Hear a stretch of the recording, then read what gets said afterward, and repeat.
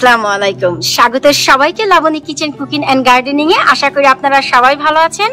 আজ আপনাদের সাথে একটি ভিডিও আমি শেয়ার করতে যাচ্ছি, তা হচ্ছে আমার গার্ডেনের অতিরিক্ত লাউ গাছ।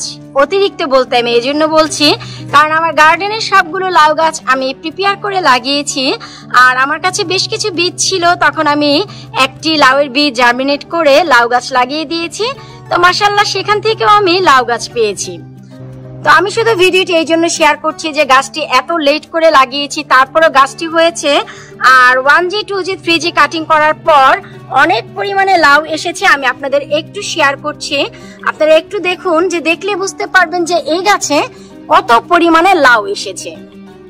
এই যে দেখুন, আর যেই সময়ে লাউগুলো এসেছে আসলে লাউগুলো আমরা বাঁচাতে পারবো না। একেবারেই সামারের শেষে অনেক অনেক অনেক লাউ এসেছে দেখুন। তবে 2 সপ্তাহ আগে এই গাছে একটি লাউ এসেছিল যা অনেকটাই বড় হয়ে গিয়েছিল। আমি পলিনেট করার পর পলি ব্যাক করে দিয়েছি। সেই লাউটি আজ আমি তুলবো এবং আপনাদের সাথেই আমি শেয়ার করব। লাউটি আমি এখনো পর্যন্ত দেখিনি, শুধু এইটুকু দেখানোর জন্য যে প্রপার ওয়েতে যদি গার্ডেনিং করেন কত পরিমাণে লাউ আপনারা পাবেন তা একটু দেখুন।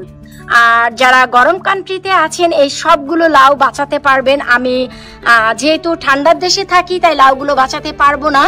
এই লাউগুলো সব এসেছে আমার একেবারেই 3G কাটিং এর পর।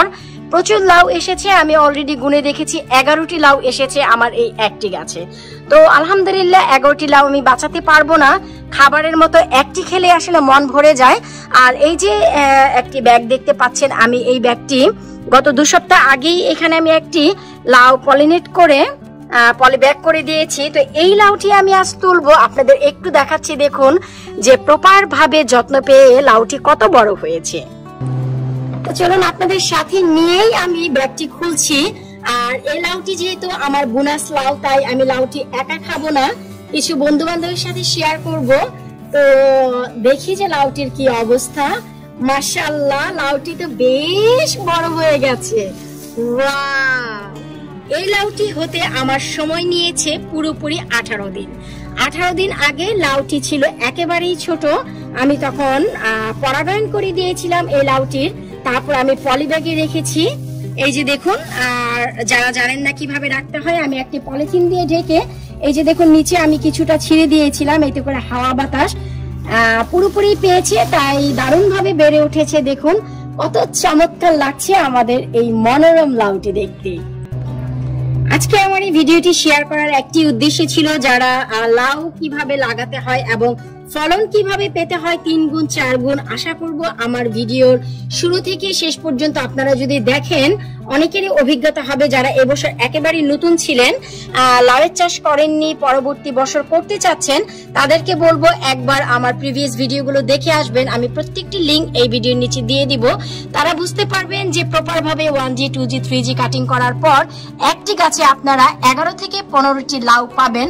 আমার এই গাছে অলরেডি 11টি লাউ এসেছে, তার ভিতর এই একটি বড় হয়েছে। কারণ আমি যেমন বললাম এখন হচ্ছে উইন্টার, প্রায় সামার শেষের পথে, তারপরেও আমি এই গাছ থেকে একটি খাবারের লাউ পাবো, বিশ্বাস করুন আমি নিজেও ভাবিনি।